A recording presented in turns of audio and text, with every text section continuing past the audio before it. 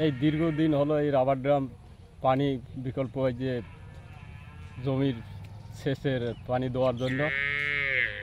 তো এখনও তো পানি ক্যানেল হলো না, পানি উঠতেছে না। তারপরে আমরা ওই বিআরডিবির থেকেই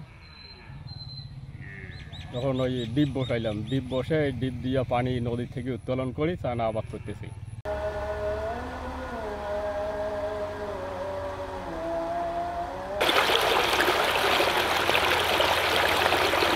মনে করেন যে এই অবস্থা পড়িয়েছে, এটা মানে কাউ ভালো করতেছে না, বালু আসি পড়িতেছে, পানিও মানে উপর ডাকা উঠতেছে না, আমরা আবাদও কৃষিকাজও করতে পারতেছি না।